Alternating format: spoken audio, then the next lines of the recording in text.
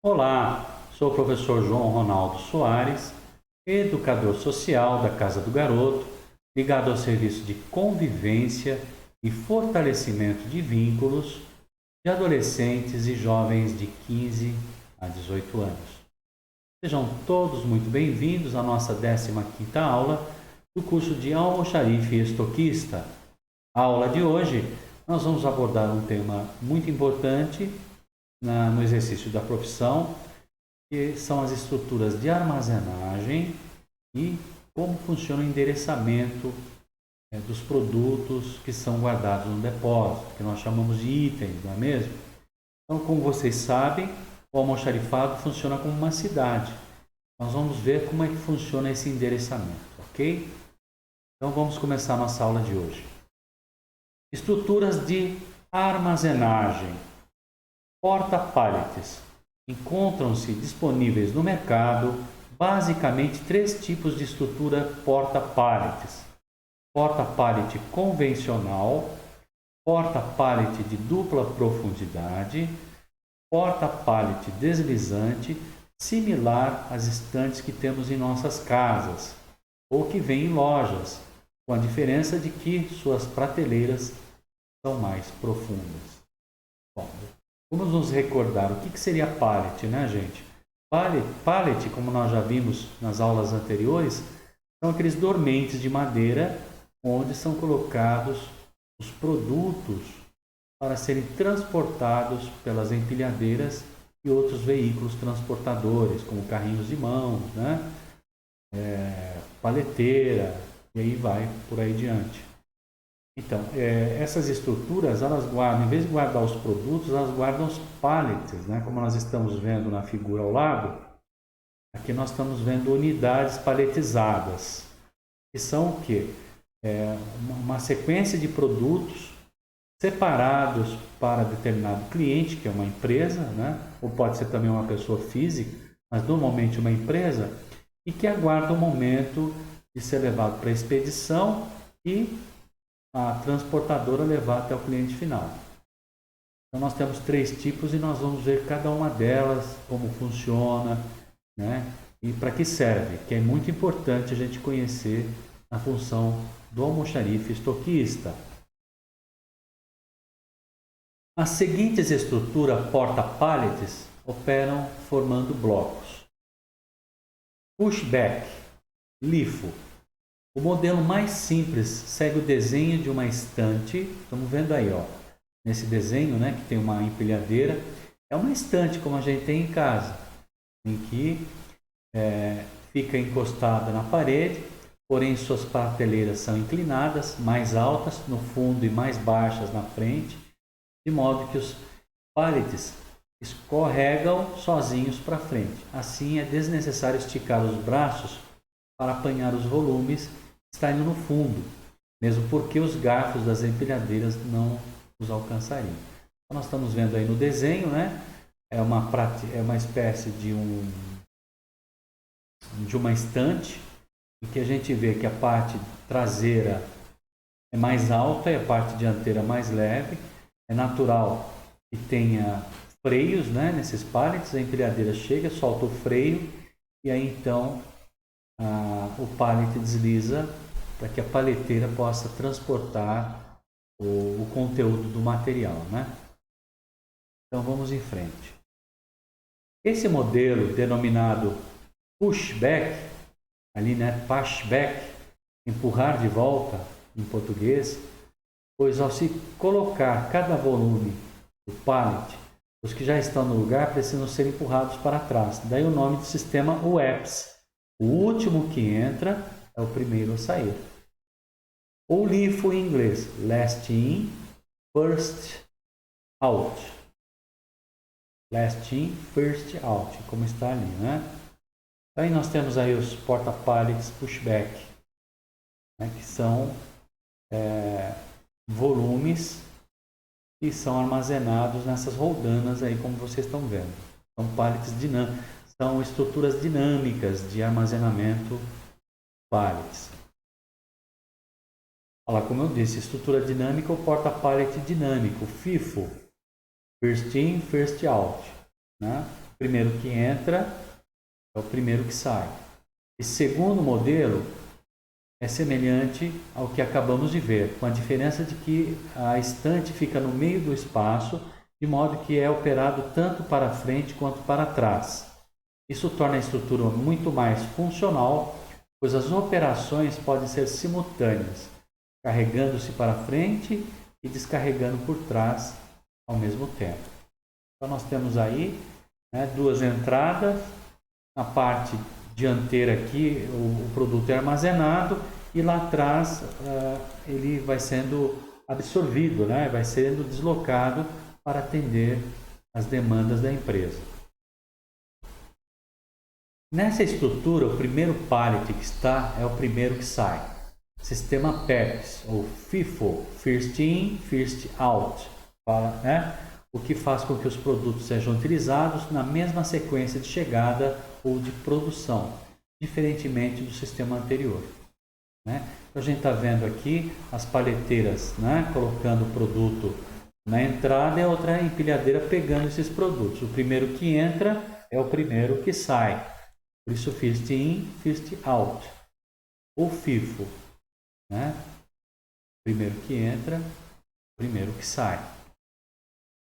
Para que os produtos sejam utilizados nessa mesma sequência no sistema anterior, é necessário retirar os que estão à frente e recolocá-los depois que os do fundo tenham sido retirados, triplicando o trabalho.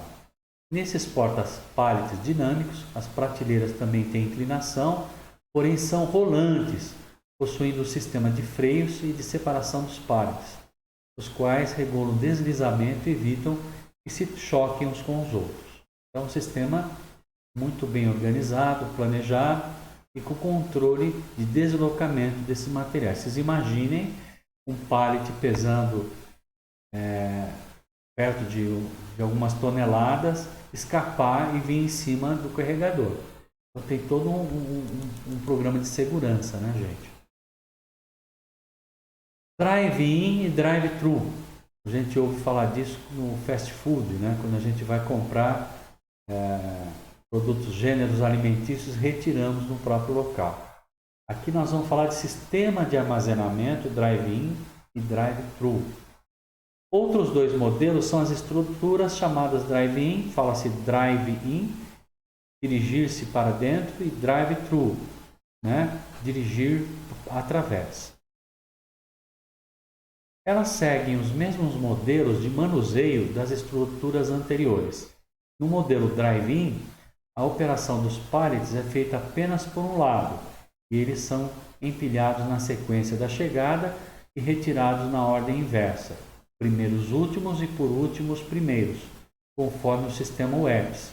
No modelo drive-thru, os primeiros que chegam são também os primeiros que saem, pois o manuseio se dá por ambos os lados, nesse caso o sistema PEPS. Então nós temos dois sistemas, o drive-in é como a gente faz em casa, a gente vai armazenando, não é?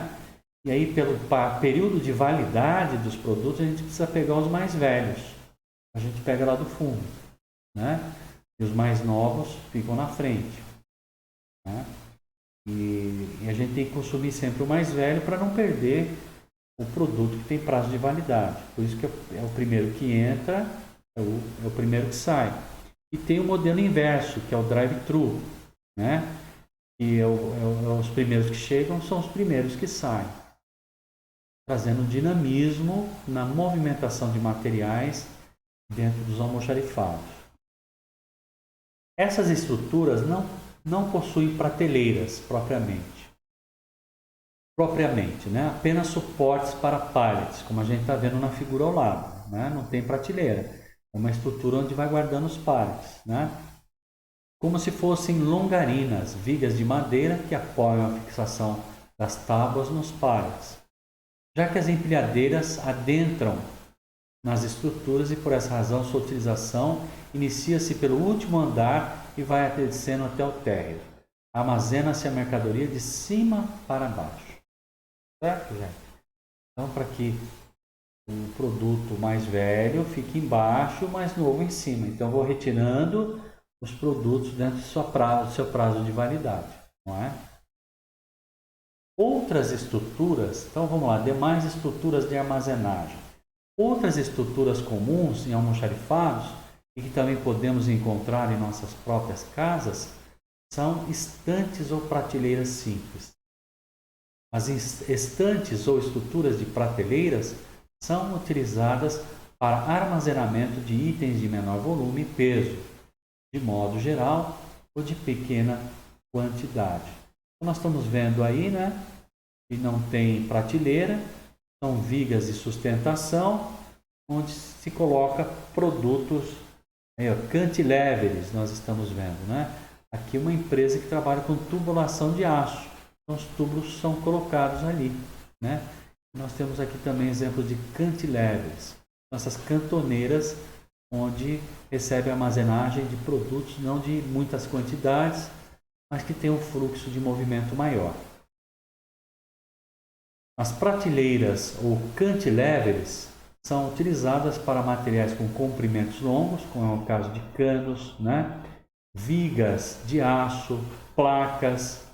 Nós temos aqui no caso estruturas de concreto, né? Pré-moldadas, né? Podendo ser simples, como que apoiadas em estruturas ou mãos francesas fixadas na parede, ou duplas com estruturas sustentando prateleiras em ambos os lados. Aí nós temos exemplo de uma prateleira de um lado só, mas você pode ter uma prateleira dupla, tendo também esses cantilevers do lado oposto, né? Então nós estamos vendo os vários tipos de estrutura que o almoxarifado tem para armazenamento de seus produtos, né? Agora vamos entrar na parte de endereçamento. Como é que os produtos são guardados de forma organizada dentro do estoque, né? Quando nos referimos ao último andar e térreo, estamos na realidade utilizando um procedimento e uma nomenclatura comumente adotados para facilitar a localização dos produtos no estoque, de modo a completar o endereço do local em que se encontra determinado produto, que já contém informações como rua, prédio, andar e até apartamento, além do lado par e lado ímpar da rua. Então nós estamos dando um exemplo de como que funciona o endereçamento nas nossas casas, para que a gente possa fazer uma analogia, né, uma comparação como é feito o endereçamento dentro dos estoques. Eu acho que essa figura que nós temos à nossa esquerda aqui, né, estou projetando para vocês, traz uma ideia de como é. Estão vendo aí letras com números, né? A localização e endereçamento dos estoques. O que é localização e endereçamento dos estoques? É a forma pela qual é estabelecida a perfeita identificação da localização dos materiais nos locais que se encontram estocados. Então, nós temos que ter um sistema muito organizado para poder localizar com agilidade. Imagine estocando as coisas e não ter nenhuma organização. Quando você for precisar encontrar determinado material, é como se fosse a casa da gente, um quarto de despejo. Ah, mas eu acho que eu coloquei aqui. Mas onde que eu coloquei? A pessoa perderia muito tempo, né? Por isso que existe todo esse cuidado do endereçamento dos itens armazenados no estoque. As ruas podem ser denominadas por letras, como é o caso dessa figura que nós estamos vendo, ó, G4, G3, G2, números ou anos, e os demais dados por números, de tal modo que o endereçamento no qual se encontra uma dada mercadoria pode ser M1544. Vamos ver o que significa? Então, significando que o local é Rua M, o primeiro numeral sempre pode ser o número 1 ou o número 2. O número 1 representa o quê? Lado ímpar. Se fosse número 2, lado par. Certo? O número 5 seria o prédio 5, né? Ou a gente pode dizer que seria prateleira 5, quarto andar e apartamento 4, né? Então, isso é uma analogia. Então, seria Rua M, lado ímpar, né? Prateleira 5, quarto andar, produto número 4. É isso que representa o numeral, né? O alfanumérico M1544. Rua M, lado ímpar, prateleira número 5, quarto andar e produto número 4. Outras nomenclaturas ou definições que se servem de cores, blocos, seções, grupos, famílias, etc., também são utilizadas em empresas. O ideal, por vezes, é que combinem critérios para favorecer ainda mais a localização. Setor vermelho, materiais de escritório, por exemplo. Rua B, prédio 2, setor amarelo, materiais de limpeza, por exemplo. Rua X. No entanto, deve-se evitar formar códigos ou métodos de identificação muito complicados, que se tornem difíceis de assimilar ou memorizar. Então, por isso existe uma padronização, tá, gente? Isso que nós acabamos de falar, né? M, poderia ser A, é a rua A, rua M, número 1 ou 2. O que significa? Lado par ou lado ímpar. Próximo numeral é o número da prateleira. Prateleira 1, prateleira 2, prateleira 5. O próximo numeral é o andar onde está. Andar 4. E produto número 4. Você vai achar o apartamento, né? Muito similar com o endereço que nós temos. Então aqui nós temos várias formas, ilustrando aqui para vocês de endereçamento. Temos aqui por rua, identificado por número. Nós temos aqui o código de barras, que nós vamos falar daqui a pouquinho, né? Nós vamos ter também a identificação por cores e identificação por etiquetas, né? Então, vamos em frente. Todos esses procedimentos se aplicam variando naturalmente em função da diversidade de itens e de estoques presentes no almoxarifado. Há almoxarifados que abrigam apenas algumas centenas de itens, apenas algumas centenas, imaginem. Enquanto outros, algumas dezenas de milhares, ainda que muitos dos quais sejam similares. Então, o que a gente consegue entender daí? A gente pode trabalhar num almoxarifado pequeno ou num almoxarifado muito maior do que a gente possa imaginar. Eu já trabalhei no início da minha jornada profissional na Volks. Terem uma ideia, eu não sei como é que está hoje, mas tenho a impressão que é do mesmo jeito. Você tem ônibus para andar dentro da fábrica, o tamanho que ela é, né? E o endereçamento é parecido com o que nós falamos aqui, né? Então, imagine o estoque da Volks, como é que é, da Volkswagen e das outras montadoras. É enorme. Então, é necessário que haja uma identificação padronizada e que seja fácil de memorização para que todo mundo encontre, né? Se você alguma vez já precisou adquirir uma peça para encanamento de água, por exemplo, sabe que de uma única peça existem algumas variedades. Pense em um cotovelo para a ligação do cano à torneira ou uma peça intermediária. Então, se tem, tudo isso que nós estamos vendo de imagens são cotovelos. Se eu não tiver uma correta identificação ou padronização, eu vou acabar levando gato por lebre. Você já pensou, vou lá numa loja de depósito de materiais e peço um cotovelo. Se eu não souber qual é o que eu quero, eu vou receber um que não vai servir. Cotovelo de redução 1 para 3/4 cavalete de água. Joelho cotovelo azul 90 polegadas para água fria com bucha de latão. Estamos vendo lá. Cotovelo com saída lateral galvanizado. E cotovelo plástico branco com rosca de meia polegada com engate rápido de 1/4 de polegada. Olha a diversidade que eu quis trazer aqui para vocês, né? Então imagine isso guardado dentro do estoque. O estoque em número gigantesco. Se eu não tiver a correta identificação de endereçamento para esses produtos, eu vou ter problemas na hora de atender meus clientes e abastecer a fábrica, certo? Nesse caso, podem variar bitola do cano, né, que é o tamanho meia polegada para 3/4 de polegada. Material pode ser plástico azul, como nós vimos, plástico marrom, cobre, bronze, plásticos para uso com água quente. Tem plástico que não suporta o calor, outros são resistentes. Tipo de junção, um lado com rosca interna e outro com rosca externa, um lado com rosca e outro para uso de cola ou solda, dois lados para uso de cola ou solda, bitolas do próprio cotovelo, ambos os lados com a mesma bitola, ou lado com redução de uma delas, ângulo de 90 ou 45 graus, etc. Então a variedade é inúmera, quase que infinita. Em outras palavras, um simples cotovelo combina várias características e utilizações e chega a representar mais de 20 itens diferentes. Só do cotovelo.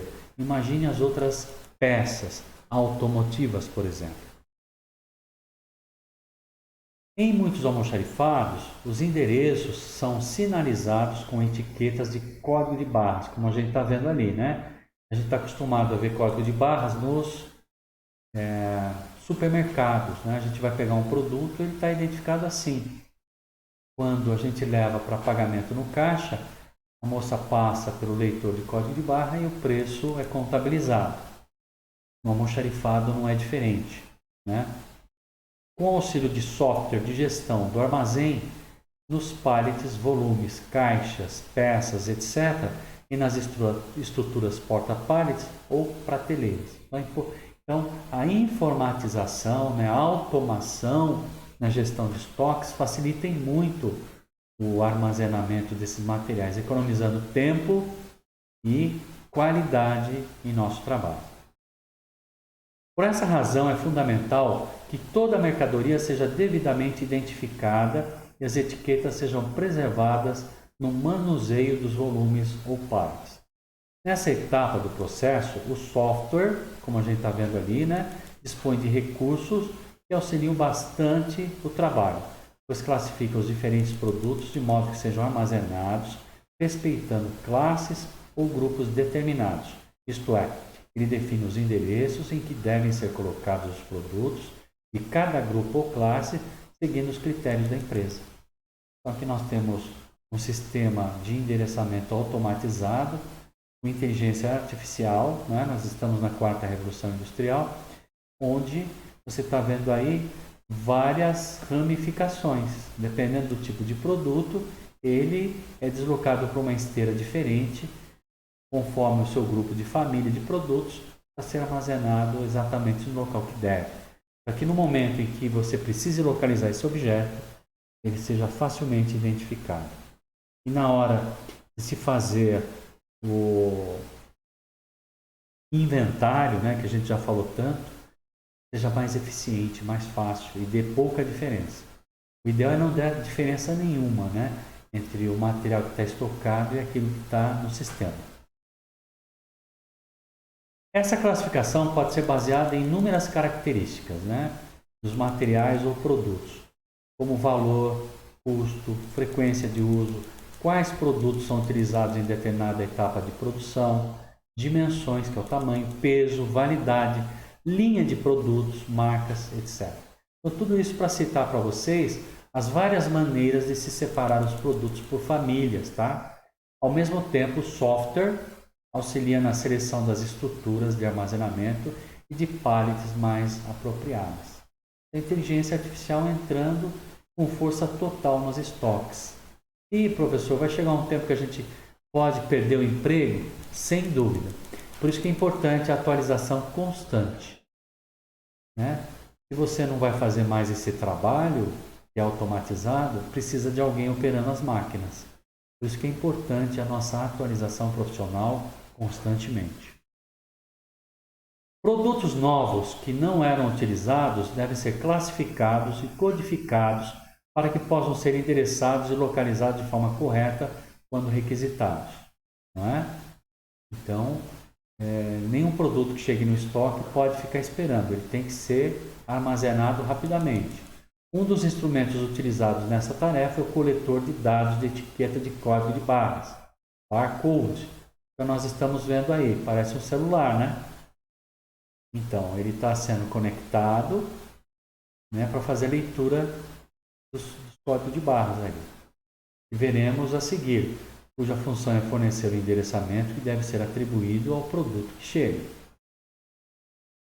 Uma vez etiquetados, procede-se ao armazenamento propriamente dito, transportando seus volumes paletizados com o uso de paleteiras, empilhadeiras, etc. e os devidos lançamentos no sistema. Então é isso, né? O produto chega, depois de ter a conferência que nós já falamos, né? A conferência física, a conferência numérica, é a conferência qualitativa, os produtos devem ser identificados, normalmente com código de barra. Em seguida, eles são paletizados, colocados sobre os pallets, formando uma unidade única para ser transportadas e levadas, então, nessas estruturas, nós falamos essas estruturas de armazenagem. Então, nós estamos aqui encerrando, gente, essa aula, que é sobre estruturas de armazenagem e endereçamento. Vimos as várias maneiras e os vários tamanhos que existem de estruturas dentro do estoque para facilitar não só o armazenamento, mas a movimentação dos materiais, a importância do software no uso e gestão desses produtos de uma forma mais eficiente. E vimos também endereçamento, né? Talvez possamos no futuro fazer um exercício, né, de como identificar o endereçamento de um produto. Então nós vamos ter normalmente o que nós já falamos, a letra representando a rua, o primeiro numeral depois da letra representando se é lado par ou ímpar, o próximo numeral é o número da prateleira, o próximo número é o número do andar e o último número é a localização, como se fosse o apartamento, né, daquele produto, a localização daquele produto final. Espero que vocês tenham gostado da aula. Qualquer dúvida eu estou à disposição e até a nossa próxima aula, que será a 16ª aula. O tempo passa e o nosso curso está avançando. Muito obrigado e até a próxima vez.